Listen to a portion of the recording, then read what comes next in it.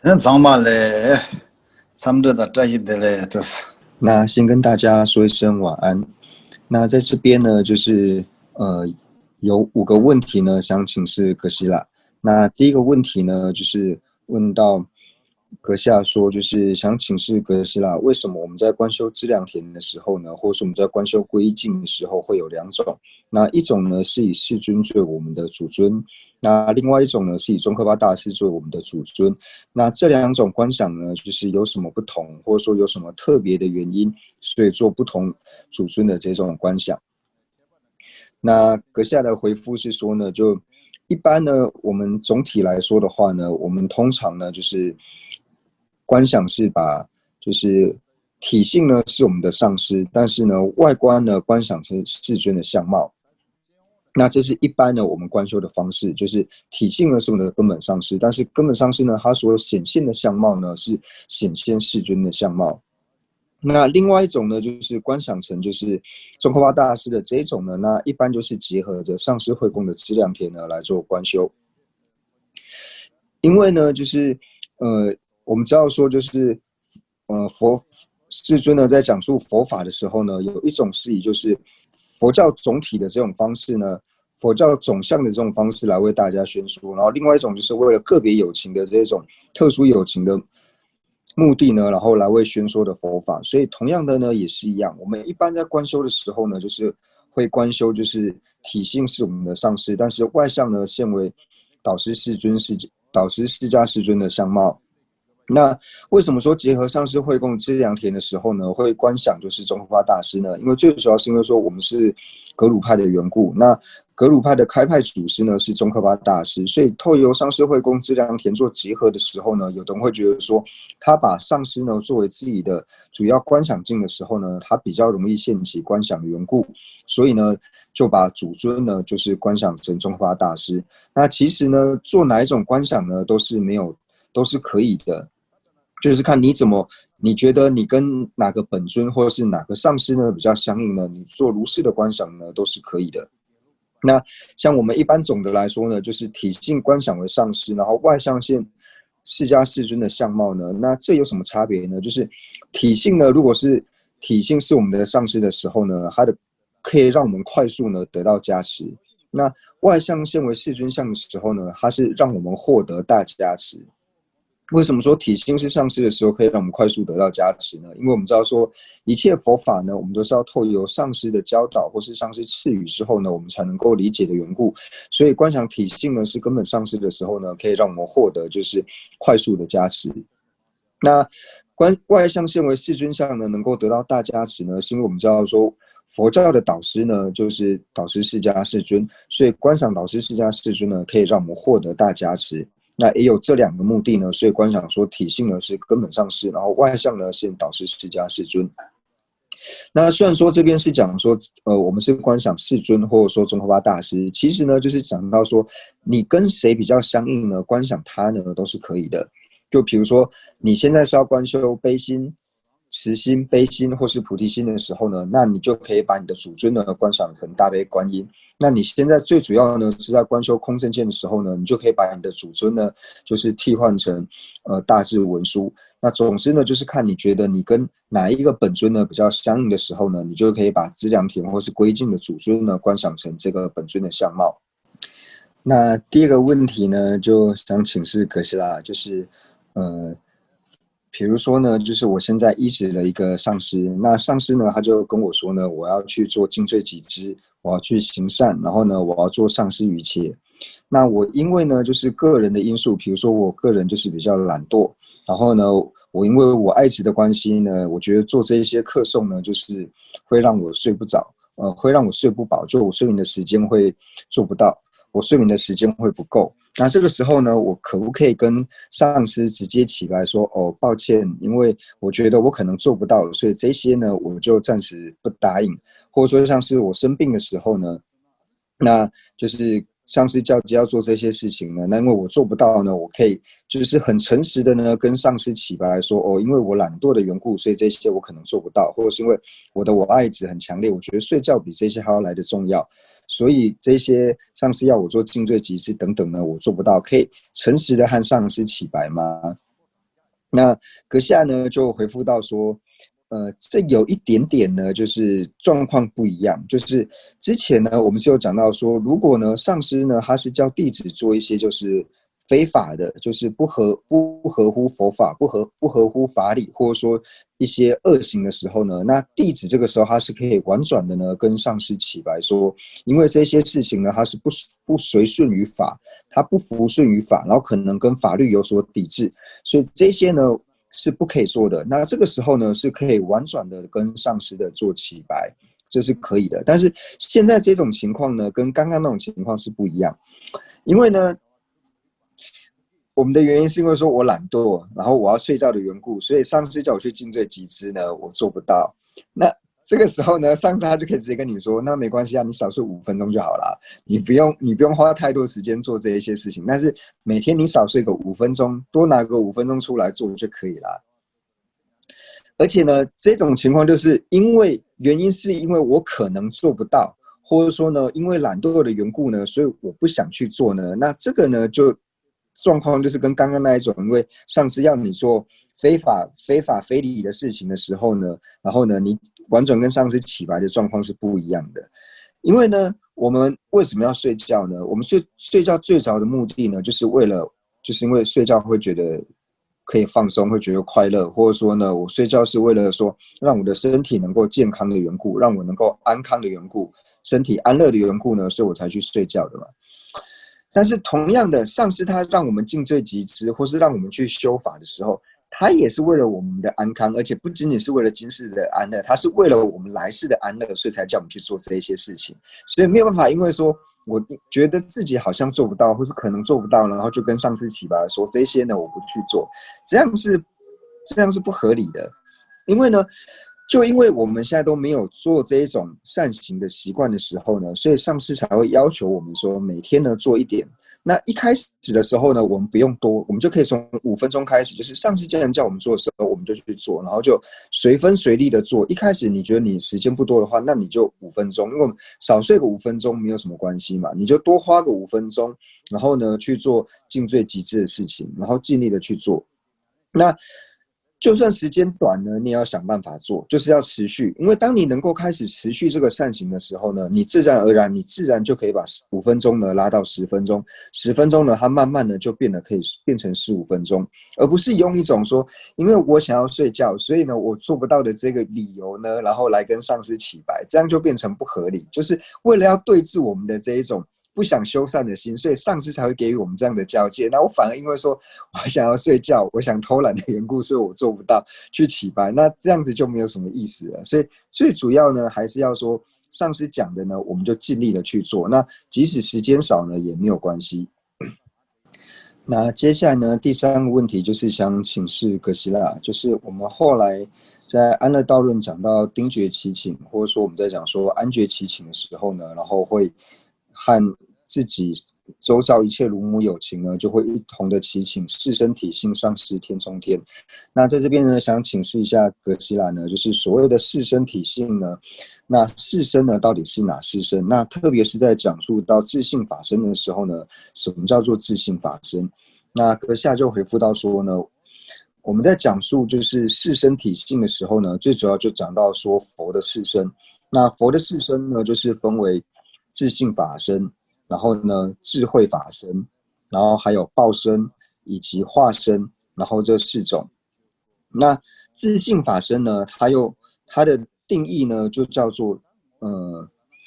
具备2种清净的法性之身。具备2种清净的法性之身。那2种清净是哪2种清净呢？那第一种清净呢，就是自性清净。第一种清净呢，叫做自性清净。那第2种清净呢，叫做远离课程的清净，就是远离这些暂时烦恼的、暂时成垢的这种清净。那什么叫做自性清净呢？自性清净就比如说呢，空性等等，都是佛陀心绪之中，佛陀心之上的空性呢，就是属于这种自性清净，因为它本来呢就是属于清净的。所以一个呢是属于自性清净的法身，那另外一个呢是属于课程清净的法身。那课程清净的法身呢，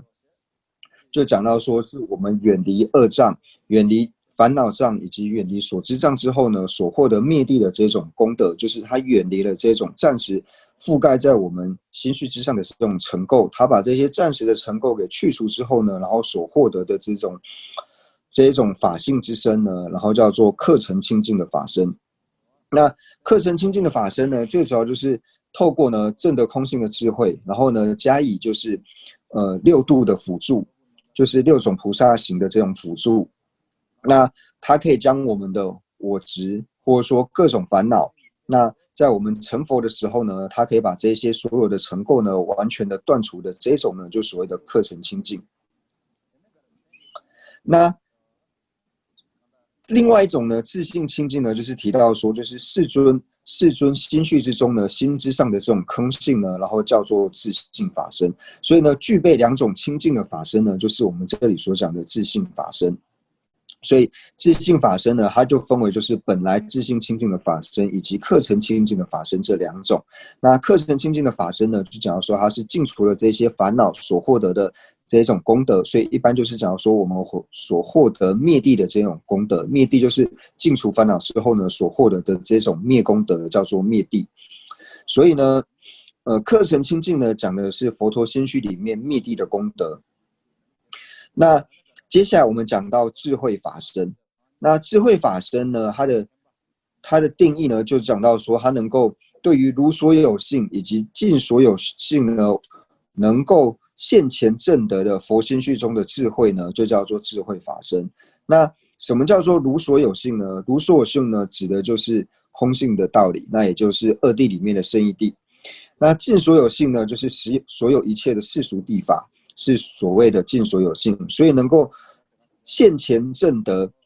如所有性以及尽所有性的这个智慧呢，那也就只有为佛陀心绪中才有。那讲简单一点的话呢，就是能够现见一切法的这种，能够现证一切法的这个智慧呢，就是所谓的智慧法身。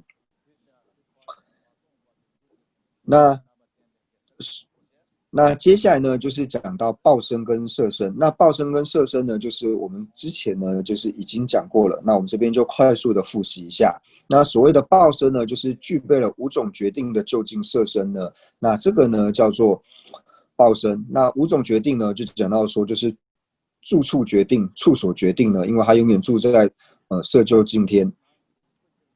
那身决定呢，就表示说，它的身相呢，就一定是具备三色相80种随行好。那眷属决定呢，就它的身周呢，唯有大乘的圣者菩萨围绕。那法决定呢，就是为说大乘教法。那时决定呢，就时间决定呢，就是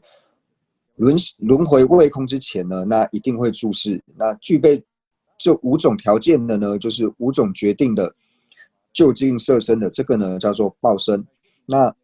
化身呢，就是它不具备这五种决定。那我们最常举的例子就是像是2500年前呢，然后在印度出生，然后在金刚座菩提迦耶呢成正等正觉的世尊呢，那就是所谓的化身，那就是越清净的这些凡夫呢也能够见得到的。那这种呢就称之为是化身。那我们在讲自性法身的时候呢，那就是有一些疑惑，因为有一些论著里面呢，有一些祖师他是承许说，凡是自性法身呢，就一定要是空性，一定要是佛心绪之上的空性呢，这个才叫做自性法身。但是以就是格西亚目前跟我们解释的这一种角度来看的话呢，就是自性法身呢，它不一定呢要是空性，就是因为呢也有属于不是空性的这种自性法身，就像刚刚所讲的，你断除了烦恼或是断除了两种执着呢所获得的这一种灭地的功德呢，它同样就是佛陀心绪里面断除了种种的这种恶障的这种执着，然后所获得的灭地的功德呢，它同样也是属于自性法身。那我再解释一下刚刚那个，就是我们在讲述说为什么自性法身呢，它不一定要是空性。因为呢，在它的定义里面就讲到说，具备二种清净的法性之身。那一般法性呢，指的是空性。那既然是法性之身，它就应该是空性啊。那这边就讲到说呢，这是不一定的。它虽然是法性之身，不表示说它要是空性。就讲是说，我们是说是色身的时候呢，也不表示说它是色法一样。所以是法性之身呢，不一定表示说它是空性。那这是刚刚那个问题的补充。那接下来这个问题呢，就是想请问格西拉，就是我们在观修呢，就是资粮田的时候讲到说三乘勇士的这种观修，就是外上是导师释迦世尊，那是释延尊，那释延尊的心间呢，就是有智慧尊，也就是金刚持佛。那金刚持佛的心间呢，又有三摩地尊，就是根本智控制。那这该如何的去观想？因为这样去观想的话，难道不会太急吗？就是三尊佛卡在那边，卡在心间的时候，难道不会觉得太急吗？那这样要如何的去观想？那阁下就回复到说呢，他们呢，就是世尊还有像金刚持佛，他们呢和我们是不一样的。他和我们是有骨肉所成的这种身，但是对于世尊，就是释延尊还有智慧尊来说呢，他们并不是有骨肉所成的这个身体，他们的身体呢是由智慧所成的，所以他们的身体呢是光的体性。是这种清净的光，像琉璃一样这种的体性。所以呢，我们观想世尊的心间呢，有金刚持佛，金刚持佛的心间有控制的时候呢，并不会像我们一样有这种拥挤的感觉。那会这样问问题呢？就比方说我们在想的时候呢，就把智慧尊还有释延尊呢，就想的跟我们一样，都想象成是这种肉身的缘故呢，就觉得说他们卡在那边好像会很拥挤，但是实际上呢是不会的，因为他们本身呢就是由智慧所成的缘故，然后他们的体性呢又是光的体性，就如同呢在镜子里面呢，你再多的东西呢，其实都可以反射到镜子里面去，那镜子里面其实也不会觉得到拥挤，然后意思是一样的。所以并不需要呢把三乘勇士的这种观赏呢，觉得说他们会很拥挤。就是我们在观赏的时候呢，可以把释延尊，也就是释迦世尊呢观赏的大一点。那他心绪之中呢，就是具备了智慧尊，也就是金刚持佛。那金刚持佛的心间呢，又具备了种子之控制。所以呢，这样子去观想呢，你不要把它想成是肉身的时候呢，就不会说他觉得他是很拥挤。那第二个问题呢，就问到说，我们之前呢有说到说要观想呢主尊的顶门呢有吽字、喉间阿字、心间吽字，那其间呢就是在肚脐的地方呢有受字，那在私密处呢就是有哈字。那我们为什么要做这样子的观想？这样子观想的目的呢是什么？那在这边呢，阁下就回复到说呢，就是我们知道呢，就是唵字呢，它是毗卢遮那佛的种子字。那当我们的色蕴清净的时候呢，所显现出来的本尊相呢，就是毗卢遮那佛。而且呢，就是以我们来说呢，就是所有的就红白菩提呢，它主要呢是在顶门的地方，它是处于顶门的大热轮。所以呢，我们会在顶门呢，就是观想就是唵字。那第二个呢，就是在喉间呢观想阿字。那阿字呢是无量光佛的种子字。那我们呢想运就是受想行识里面呢，就是我们清净。我们的想运清净之后呢，所显现的本尊相呢，就是无量光佛。那为什么要观想在喉间呢？因为所有一切呢，我们的学佛所有的根道果的根本呢，最主要的都是透由声音而来。为什么是透由声音？因为一定是透由讲法闻法之后呢，才会获得这些功德。所以呢，然后我们在发声的声音的时候呢，声音又是从喉部而来，所以是在喉部的时候呢，就是观想成就是无量功佛的种子是阿字。那接下来呢，就是我们的世运清净呢，所显现的本尊相呢，就是不动佛。那不动佛呢，它的种子字呢，就是吽字。那再加上说呢，我们最初投生的时候呢，我们就是我们的心识或者说我们的意识呢，就是世运呢，它就是落在父母精血和合的地方呢，也就是在心间。所以最初呢，我们的心识就是落在于心间的缘故，就是落在这个不死明点。所以在心间呢，观想就是吽字。那接下来呢，就是当我们的受蕴清净呢，所显现的本尊相呢，就是宝生佛。那宝生佛的种子字呢，就是受字。那为什么要观想在其间呢？因为受呢，最主要呢，既然是讲到受蕴的时候呢，然后就讲到说，我们对于苦乐和舍受呢这三种感受呢，最主要呢能够感受的原因，就是透由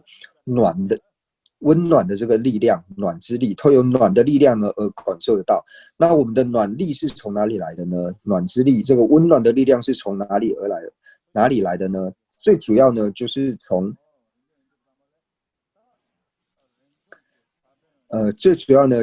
其间的起火，或者说我们讲的着火，就是透由着火而来。所以呢，在其部的地方呢，就是观想受制。那最后呢，就是在私密处呢，就是观想成就是吽字。那吽字呢，它是不空成就佛的种子字。那我们清净了行运之后呢，所显现的本尊相就是不空成就佛。那为什么说会讲说是行运呢？因为我们在讲说51心所里面呢，就是除了受运跟享运之外呢，其他所有的心所都是收摄在行运。那既然说心所都是收摄在行运的时候呢，也就表示说让我们产生轮回的呢6根本烦恼以及20种随烦恼呢，它全部呢都是心所的缘故，所以全部也都是由行运而生。那一切这些烦恼的行风呢，它最主要呢就是在密处的缘故，所以当它清净的时候呢，所体现出来的本尊相呢就是不空成就佛，那它的种子字呢也就是哈字。那最后的问题呢，就是想请问格西拉，就是对我们西方人来说呢，就是不太清楚什么叫做空行和护法。那大部分的上师呢，在讲课的时候呢，也都没有解释到什么叫做空行跟护法。那是否可以请格西拉解释一下？那格西呢，就这边解释到说，我们一般在讲说护法的时候呢，那护法又分为2种。就是分为世间护法以及出世间护法这2种。那出世间护法呢，就是见到位以上呢，就是在5道里面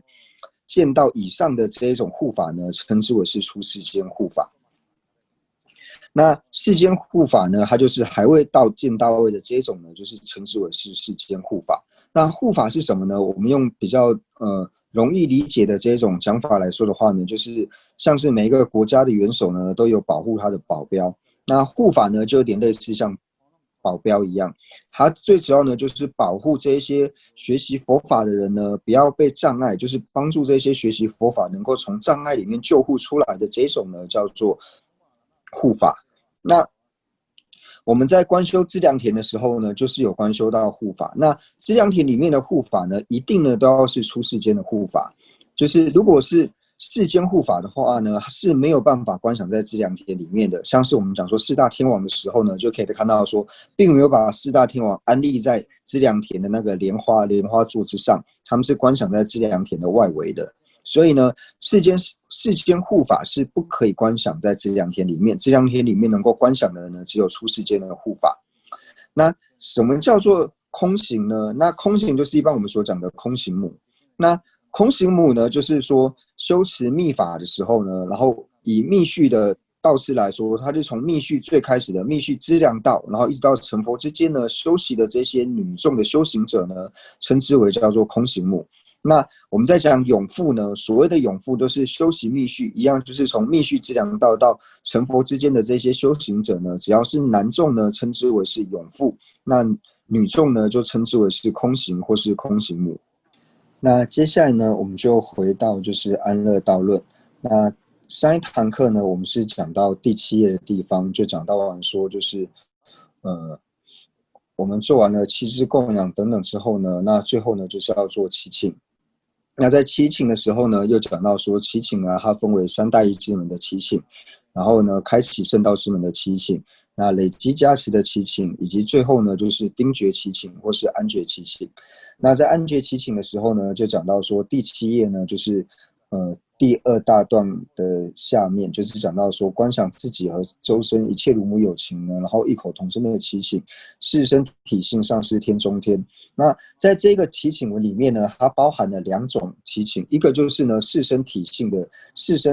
上师天中天的祈请呢，以及说皈依种子上师天中天的祈请，就是分为这2个部分。那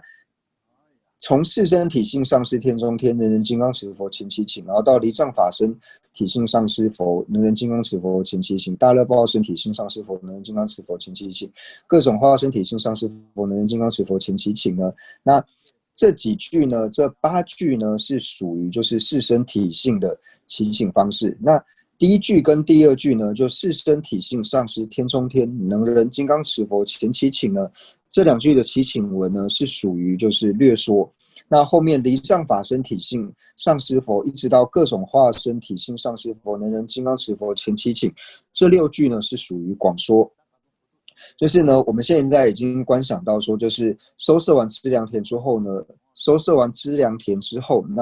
那对面的就是导师释迦世尊呢，那他也是就是融入到我们顶门的上师体内，融入到上师。那融入上师之后呢，我们就是对于这种四身体性的这个上师呢，然后来做祈请。所以第一句呢讲到四身体性上师天中天，它是一个概说，或说总说。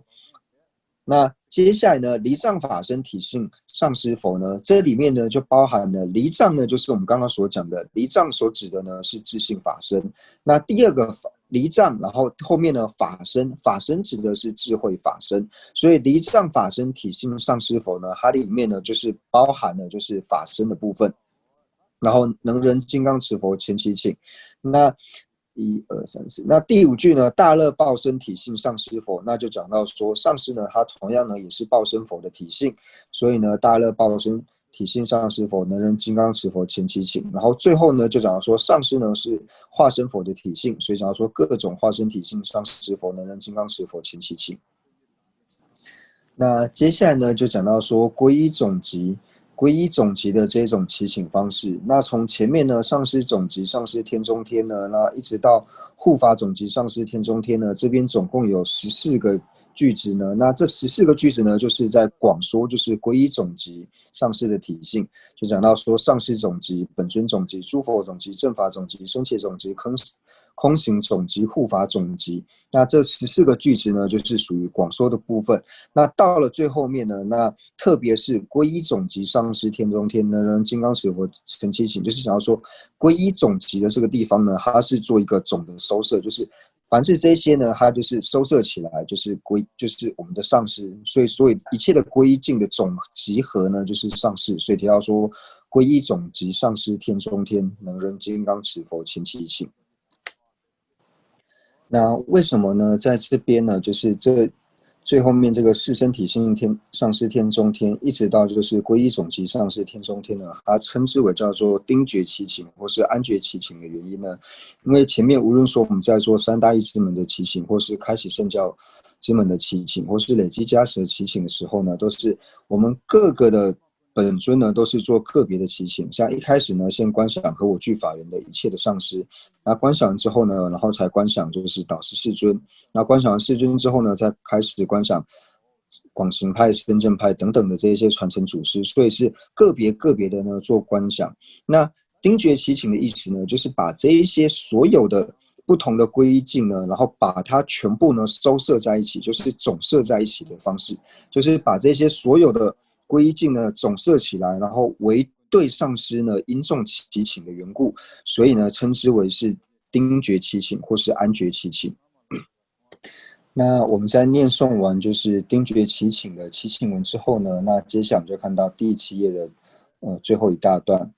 那就是我们在念完能人金刚持佛前七请之后呢，就讲到说我与虚空一切如母有情，就是从无始轮回以来呢，那长期就是受各种猛烈的痛苦。那为什么会受各种猛烈的痛苦呢？就是我未能如理的呢去依止善知识。那未能如理的就包括说我未能以意乐加行、意乐依止还有加行依止呢都没有做好的缘故呢，就是有这些缺失，没有好好依止善知识的缘故呢所导致的。所以今天呢，我愿和一切如母有情呢都能够以如理的作意，然后呢能够以意乐还有加行呢如理的依止善知识，然后祈求呢就是上师佛的加持。那我们因为这样祈请的缘故呢，那刚刚就是我们收摄资粮田之后呢，已经观想说就是世尊融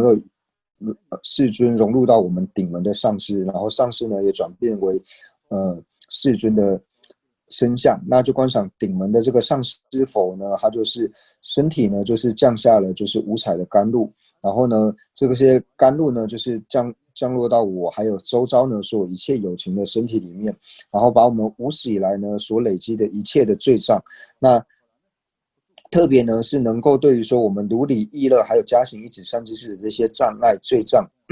然后呢疾病，那魑魅呢指的就是指这些外面那种非人的干扰等等呢，那都能够尽除，然后我们的身体呢变为就是清澈光明的体性，那我们所有的寿命还有福德呢都能够不断的增长，那特别呢是自他心绪呢都能够升起如理意乐，还有以加行呢，然后一指善知识的这种正功德。那以上呢就是结束了，就是加行的部分，就是所谓的前行。那我们的科判呢，就是安乐道论的根本科判呢，一开始讲到说道之根本呢，就是依师轨理。那在依师轨理的时候呢，又分为就是做上修的时候呢，该如何行持，以及做兼修的时候呢，该如何行持这两种。那做上修呢，该如何行持呢？它又分为三种，就是所谓的加行、正行以及后行。那在这个前行的部分呢，也就是加行的部分，我们讲到说加行六法。那这一部分呢，就是所有呢我们在做上修的时候呢，都是全部都要具备，就是前行、正行、加行。所以我们讲述的这个加行六法的修持呢，就是不仅仅说现在在讲说依师轨理的部分，乃至后面讲到说暇满或是无常、皈依、业果等等呢，就是全部同样的呢，它都是需要前行、正行还有结行呢，这三部分呢都是很重要的。所以呢，加行六法呢，它是非常重要的，因为加行六法呢，它对于就是般若经，还有像是现光专有论，无论说它的根本颂也好，或者说它的释论里面所讲授到的呢，它教授到一切呢，就是尽罪极之，所有的尽罪极之的方式呢，扼要全部都是收摄在里面。然后呢，它也附带的呢，修习一切所有的道。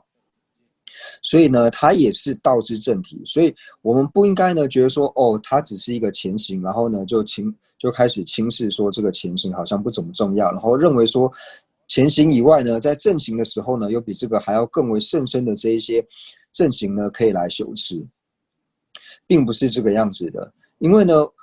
是否我们的正行呢，它能够好好的去修持呢，都要依靠着加行。加行它如果能够成为一个我们修行的扼要的时候呢，那在正行的时候呢，就如同就是水到渠成一般，它自然而然呢就是道之正体，你不需要花太多的功夫呢，它自然而然呢就能够升起。所以呢，就讲到说加行六法，因为这个原因呢，它是非常重要的。那接下来呢，我们就看到第7页的最后一行。那接下来呢，进入依师轨理的正行。那依师轨理的正行呢，它又分为2个科判，就是意乐清净轨理，还有说加行清净轨理，就是透由意乐呢去依止，还有透由加行呢去依止。那所谓的意乐呢，就是说我们心里面的这些，我们心里面的意乐呢，要去如何的安立。那第2个加行呢，就是说提到说，那我们如何呢，就是去承事上师，所以分为意乐依止以及加行依止这2者。那第一个呢，就是意乐清净轨理呢，它又分为就是修信以为根本，以及随念生恩应起敬重。那第一个呢，就讲到说意乐依止呢，它又分为呢，第一个就是要透由修信，因为呢，唯有我们升起了信心，那如何的修信呢？就是要相信呢，上师呢，他是断除一切过失，圆满一切功德，就和佛呢是无二无别的，或者说上师呢，他就是透由佛。然后呢，在思维的时候，就是透由各种经论作为依据，然后还有理路呢，然后去思维，然后直到内心呢能够升起定解，相信呢上师就是佛。那当然，我们如果能够相信上师是佛的时候呢，那自然我们心绪之中就可以获得佛的加持。所以第一个呢，讲到说就是修信以为根本。那第2个呢，讲到随念生恩呢，应起敬重，就是呢，当我们能够思维到上师他对我们的恩德的时候呢，你自然而然你会对你的上师会越来越恭敬，这是很自然的，因为你只要想到说他的恩德的时候呢，那你自然就会对他升起这种敬爱恭敬的心。那接下来呢，就是讲到说，修信以为根本。那我们就看到第8页的第1段。那首先呢，修习就是，修信呢，首先修习根本净信，由上师佛的心间呢，化现出就是和我们具有法缘的这个上师，然后观想呢，至前虚空端坐在我的诸善知识呢，都是真实的佛。那这边呢就讲到说，那我们呢如何就是修信以为根本，如何的去观修呢？那就是在我们刚刚讲说加行六法最后面的第6个加行呢，就讲到说是祈请。那祈请呢，最后在念诵丁觉祈请的时候呢，就是已经观想到说一切资粮田收摄，然后呢也融入到我顶门的上师。所以呢，现在在我顶门的呢，这个是上师能人，上师能人。这个上师能人呢，他的心间呢，就幻化出一切呢，就是曾经教导过我的所有的传承的上知识，就是曾经教过我具法云的这些上师。那无论说就是我在他面前呢学过多少东西，无论说他传给我多少法，乃至于呢我只在他面前呢就是听了一句偈呢，那就是无论说我获了多少法的这种具法云的上师呢，那有10个呢就观想10个，20个呢就观想20个，有100、200呢，那就是做如是的观想，就是把他们全部呢都观想出来。那观想这些上师呢，就是从我顶门的这个上师，上师能人呢，从他的心间呢，然后幻化出来，然后呢坐在呢我对面的虚空，那观想呢这些传给我和我具法云的这些上师呢，他都是真实的佛。那观想他们是真实的佛呢，这个是所立。那他们为什么是真实的佛呢？我们要该如何的去成立呢？那接下来呢，就讲述说成立的理由。然后就如同呢，佛呢在密续的宝藏里面呢，有说到，金刚持佛呢，他会在五浊恶世的时候呢，示现诸善知识的身相，然后呢，来承办众生的毅力。那这个呢是佛亲口所讲的，就是金刚持他在五浊恶世呢，他会示现各种各样的身相呢，然后来利益有情。那同样呢，以这个理路来说的话呢，那我所有一切和我具法云的善知识呢，它同样只不过它是示现出不同的身相罢了。实际上呢，他们也都是金刚持佛的化身。那他为什么要示现成这些善知识的身相呢？就是因为为了我们这些没有善根、没有福德，能够亲见到世尊的这些众生呢，他为了摄受我们的缘故呢，所以呢，他才示现出这种善知识的身相。那所以呢，在密续的宝藏里面呢，就是在密续的经典里面呢有说，那这个密续的经典呢就提到说是二观察序。那在二观察序里面呢，就讲到说呢，我于末法时现阿舍离身相。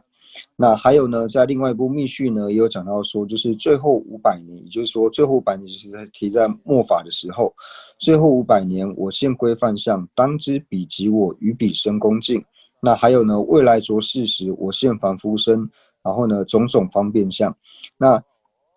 世尊呢，他就是亲口呢告诉我们说呢，就是在五浊恶世的时候呢，他将会显现为就是一般人，就是普通人，普通的阿阇黎的这种相貌呢，然后呢来教导我们，所以不必为说见不到世尊呢而感到就是难过、伤心难过。那为什么要这样子讲呢？因为呢，为什么要示现成就是普通善知识的德相呢？善知识的相貌呢？因为呢，浊世就是末世末法时代呢，五浊恶世的时候呢，那有情呢，他因为福德就是不够的缘故，所以就算世尊呢，他化现成了就是最胜应化身，就是2500年世尊的相貌出世的时候呢，还是有很多的有情无法见到的缘故，所以为了摄受这些没有办法见到最胜应化身的弟子呢，所以他才会示现成就是普通阿阇黎的相貌。所以虽然说在这边呢只引了3部经来解释，但是总而言之呢，就是告诉我们说呢，世尊呢他亲口讲述说，在末法时代呢，或者说在五浊恶世的时候呢，他会现为一般普通阿阇黎的相貌。那到时候呢，弟子要能够认得出来，他就是真正的佛。那在安乐道论里面呢，他是直接从就是修信为根本呢就开始解释，那他并没有特别讲述到说就是为什么要观察就是世师如佛。那这个呢，在其他一些广论的教授里，道次第的一些教授里面呢有提到。那这边呢就提到说，就是有3个原因，就是第一个呢，我们要把呢上师呢就是视为佛的原因呢是什么？第一个呢就是因观上师为佛的原因。那第二个呢讲到说，能够把上师观察的原因是什么？那第3个呢，以及如何呢观察上师是佛，就是大家如果能够从这3个角度呢去多做思维的话呢，那能够帮助我们升起就是视事如佛的正量。所以第一个呢就讲述到说，就是应观视事如佛的原因，就应该观察上师为佛的原因是什么呢？那其实原因很简单，就是我们每个人呢都只想要有好处，我们都不想要吃亏。那既然是为了好处的话呢，那我们就应该去观察，就是上师就是佛。为什么呢？因为你只要把不管上师他是佛或是不是佛，你只要能够把它看成佛的话呢，那自然对我们有很大的好处，我们自然而然呢就能够得到佛陀的加持。那如果呢上师是佛呢，那我们又不把它看成是佛的时候呢，那这个时候呢对我们来说就只是会吃亏而已，没有任何的好处。像是世尊呢在世的时候，以提婆达多，然后还有呢善心比丘来说的话，他们呢连真正的佛呢都没有把它看成佛的缘故，所以对他们来说呢，他们唯有吃亏，没有任何的好处。所以同样的呢，我们如果想要好处，想要得到佛真正的加持的话呢，那就是把上师呢看成是佛。那第一个理由呢，就提到说呢，就是应把上师呢视为佛的原因。那原因就很简单，就是因为我们想要好处呢，不想要吃亏。那第二个问题呢，就提到说呢，我也知道说要观察上师，要把上师呢看成是佛，但我就是观不起来啊，因为上师的故事一堆，他怎么会是佛呢？虽然说我知道说要把上师呢观想是佛，但我就是观不起来。那这个时候该怎么办呢？那就讲到第二个理由，就是我们能观察呢上师是佛的原因是什么？那第一个呢，就是说我们假如说我们都是观察到上师的过失的时候，那这个时候就讲说，这个时候我们就不应该去观察上师的过失，而最主要呢是要去观察上师的功德。当我们能够观察上师功德的时候呢，那自然而然呢，久了之后，你只会看到上师功德的时候，那自然就会把你看到上师的这些过失呢，自然就隐蔽掉了。就如同说太阳出来的时候呢，那这些日光呢，太阳出来的时候呢，这些星光呢，全部都会被遮蔽掉一样，都看不到这些星光。所以，当我们只看上师的功德的时候呢，那自然而然这种观察过失的心呢，它自然而然就会被你观察功德的心呢给遮蔽掉。所以第一个呢，就是不要观过失，然后要观上师的功德，观察上师的功德。那第二个原因呢，就讲到说，上师呢，他算是断除一切过，具备一切的功德，但是他为什么要在我面前呢？就是显示出有这么多的过失呢？那其实呢，也是为了我好，因为呢，以我的这种根器，或者说呢，以我的福德来说，上师他如果是显现跟佛一样，就是断除一切过、圆满一切德的这种身相的时候呢，那这个时候呢，我又没有办法看到，因为我福德不够的缘故，所以我见不到。所以上师呢，他为了摄受我的缘故，所以才示现了这些种种的过失。所以这是第二个呢，我们能够观察上师是佛的理由。那接下来呢，就讲到说，那我们如何呢，就是把上师呢观成是佛呢？那这边呢又分为4个方面。那这个问题呢，就是之前呢也有人问到，就是之前的前几堂课呢，也有人问到说，我们要如何的呢，就是去视师如佛。那这边呢，就是可以一并的来做回答。那第一个呢，就是我们如何呢观察视师如佛呢？那第一个就是上师呢，他是佛呢，这一点呢是金刚持佛呢他所承许的。那第二个呢，上师呢，他是做一切佛陀事业的人，就是一切佛陀的事业呢，都是由上师呢来承办。那第三个呢，就是即使到了现在呢，就是现在末法时代，在浊世末法时代呢，那诸佛呢，他仍然是在利益有情的。那第4个呢，就是于智所见呢不可决定，就是我们自己所看到呢是没有办法成为一个决定的一个因素，所以提到说于智所见呢不可决定。那所以呢，我们在就是安乐道论第8页这个地方呢，他只讲述到了说上师呢是否是金刚持所承许的这一点之外呢，那其他3点呢并没有做特别的讲述。所以呢，我们要成立呢上师是佛的时候呢，当然能够成立的理由越多的话呢，那越能够帮助我们去思维。那我们思维的越多的时候呢，内心自然而然呢越容易升起就是上师呢他就是佛的这种信心。那所以接下来呢，我们就看到安乐道论就是第8页的第2大段。那同样呢，就是在讲完就是如何就是视事如佛的时候呢，那要做一个祈请。因此呢，从今天开始呢，愿我与一切如母有情呢，能够将诸善知识呢视为真实的金刚持佛，然后祈求呢就是顶门的这个上师能人加持。然后呢，因为我们祈求的缘故呢，那顶门的上师能人呢，就是他身上呢又降下了五彩的甘露，然后降注在自己还有其他一切有情的身上呢，然后把我们无始以来呢所积的一切罪障，那特别呢是将善知识呢视为真实金刚持佛的这种障碍呢罪障，然后呢疾病呢还有非人的障碍这些呢都能够尽除，然后呢我们的身变为就是沉净光明的体性，然后寿命福德功德。一切的功德呢都能够增长，特别是自他心绪呢都能够升起，将善知识呢视为真实金刚持佛的这种正功德。那今天呢我们就先上到这边，那我们今天就是留10分钟的给大家做问答，那今天会提早10分钟下课，那如果现在有问题的话呢，就是可以提问。葛西翻译。那第一个问题是，当我特别希求某个法的时候，如何如理的向上师请法？然后第二个问题，第二个是感恩葛西拉，很多模糊的概念通过您细致耐心的讲解，越来越清楚，也对安乐道和观想越来越感兴趣。祝愿葛西法体安康，法轮常转，长久不断的摄受弟子众生等，谢谢，好温暖的一个 message。然后第三个是丁力葛西，弟子想请问，对待不同的善知识是否不该有分别心？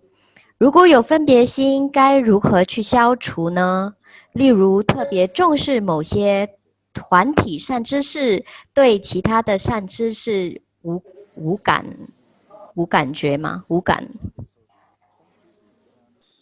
那第一个问题呢，就是我们要希求某个法类的时候呢，该如何向上师做起白？那阁下就是回复到说呢，就是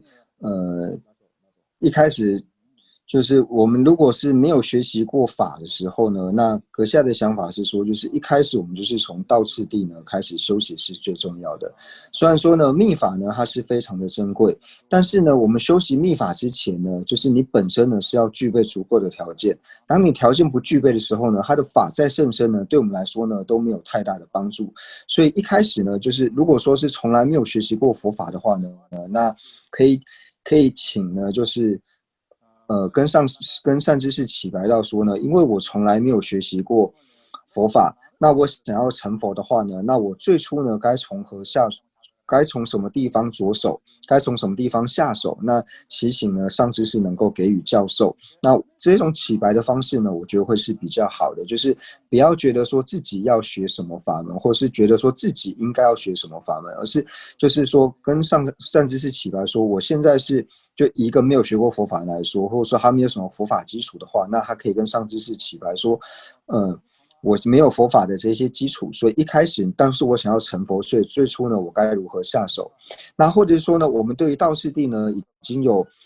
某种程度的学习，那这个时候呢，也可以跟善知识呢起来说，我过去呢已经学习过了这一些的内容，那我也了解。也学过了这些佛法的内容，那接下来呢，我该从何处下手？或者说呢，我现在对于密续的这些法门呢，我有一些想要学习的这种欲望，那我该怎么从何处呢开始做学习？就是用这种方式呢做起白呢会比较好。因为呢，就是想要学习密法呢，如果我们自己没有条件的话呢，那其实呢，那也没有太大的用处。就如同说，在道次第里面呢，有讲到说，故法虽是大乘之法，不为满足。最要是补特伽罗入大乘教，就是说你所学的法呢，虽然是大乘法，但这个是不够的。最重要是你自己学习的这个人，你本身要成为一个大乘的补特伽罗的修行者，这个才是最重要的。所以呢，可以用这种方式呢来跟善知识做祈请。那第二个问题呢，就是说对于不同的善知识呢，就是对于某些善知识呢，能够升起特别强烈的信心，那对于某些善知识呢，好像没有感觉的时候呢，那这个时候阁下就回答到说，那这个时候我们就还是一样，就是要去观察说，为什么我对某一个善知识呢，能够升起就是特别强烈的信心。那我能够升起信心的原因是什么？然后从这边呢再去思维说，那为什么我对另外一个善知识呢没有办法如同这个善知识一样升起信心？那就如同刚刚所讲到的，这个时候呢，我们就要透由各种的经论以及理路呢，去思维到说，这个善知识呢，他对我的恩德。他因为是我的法缘上师缘故，所以他一定曾经对我讲过法。那他所对我说的这些法呢，哪一些对我是有所帮助的？是同样呢，也是从功德面呢去看这个自己觉得生不起信心的这个善知识，然后呢，也是透由修行的方式呢，然后让对这个没什么感觉的善知识呢，然后能够对他的信心越来越强。所以同样呢，也是透由就是这边所讲的就是依师轨理的部分呢，然后好好的去做观修，然后也同样呢去升起一个能够升起强烈信心的这种方法，就是先观察你一开始为什么对这个善知识能起强烈的信心，那理由是什么，然后把相同的理由呢，然后去看待就是你好像没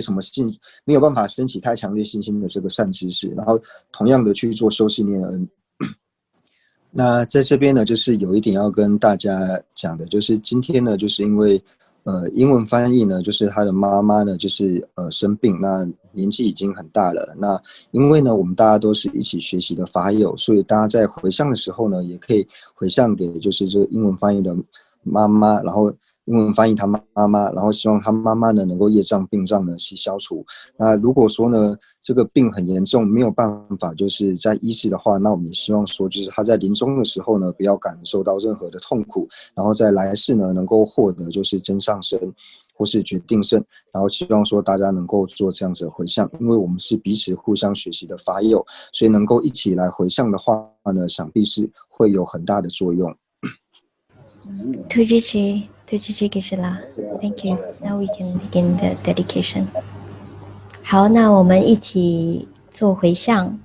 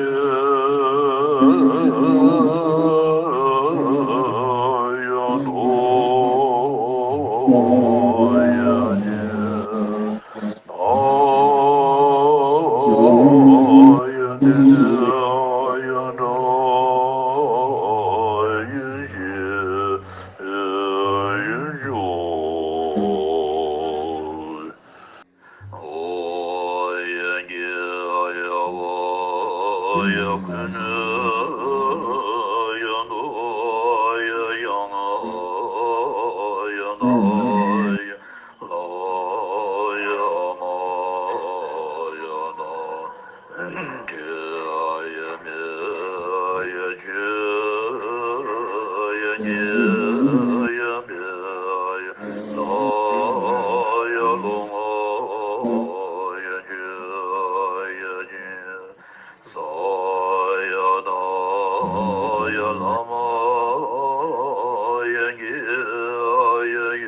Yeah.